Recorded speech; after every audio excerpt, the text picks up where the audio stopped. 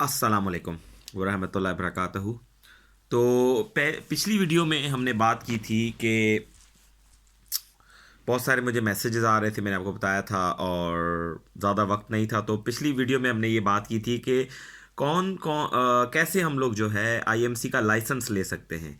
अच्छा, इस वीडियो में जो हम बात करेंगे वो ये है कि कौन कौन से रूट से पाकिस्तानी डॉक्टर्स को एग्जेम्पशन मिल सकती है लाइसेंस लेने के लिए। क्योंकि मैंने आपको बताया था कि आयरिश मेडिकल काउंसिल से licence to practice in Ireland लेने के लिए आपको प्रेस एग्जामिनेशंस देने पड़ते हैं। जैसे प्लैब है यूके का, एमएलई है यूएसए का, इसी तरीके से प्रेस एग्ज़ाम्स हैं, तकरीबन 3 उसके पार्ट्स हैं, वो आपको देने पड़ते हैं। लेकिन खुशकिस्मती से पाकिस्तान को वो एग्जामेशन हासिल है। तो वो कौन सी कंडीशंस हैं और वो कौन कौन सी चीज़ें हैं जिसके अंदर, एक तो मैंने कंडीशन उस आपको बता दी थी कि 2007 के बाद इनका हाउस जॉब हुआ है, एक चीज़ वो।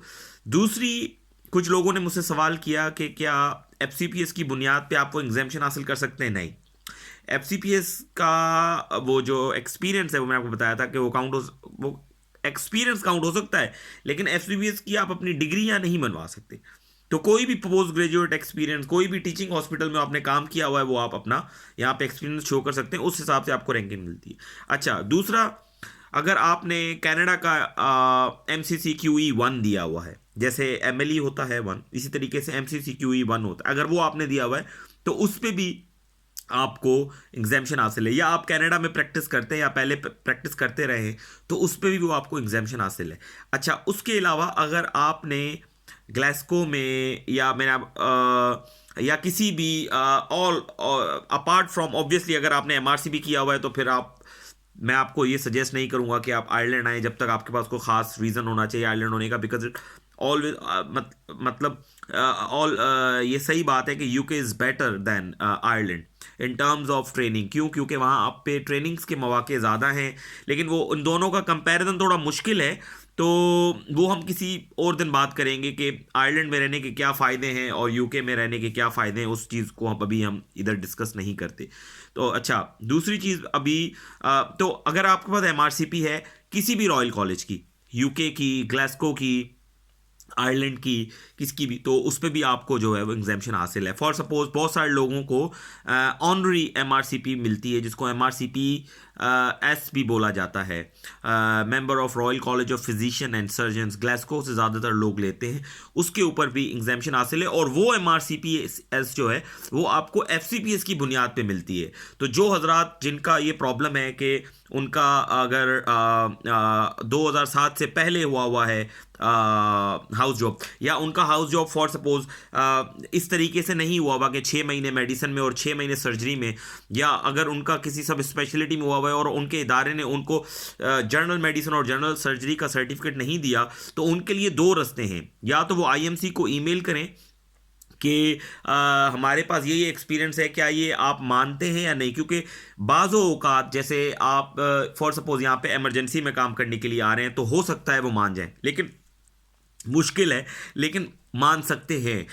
इट डिपेंड्स, कभी कभी डॉक्टर्स की शॉर्टेज हो जाने की वजह से क्या है कि एग्जेम्पशंस आ जाती हैं, वो कुछ जो है एक्सेप्शनल ऐसी कंडीशंस क्रिएट हो जाती हैं जिसके अंदर वो जो है ना एक्सेप्ट कर लेते हैं। अच्छा, ये चीज़ हो गई। अच्छा, दूसरी चीज़ मैंने आपको ये बताई कि उसके अलावा ये कि FCPS की बुनियाद पे या पोस्ट ग्रेजुएशन, ज़्यादातर FCPS की, जितना मुझे इल्म है कि FCPS की बुनियाद पे ग्लासगो से MRCPS की जो है वो डिग्री मिल जाती है ऑनरी, और उस ऑनरी डिग्री की बुनियाद पे आप यहाँ पे अप्लाई कर सकते हैं अपना इसके लिए, IMC के लिए। अच्छा, तीसरा तरीक़ेकार जो है, अगर आप ट्रेनिंग में हैं, वो तो सब लोगों को, बहुत सारे लोगों को पता होगा कि स्कॉलरशिप्स के ज़रिए जो है आप आ सकते हैं।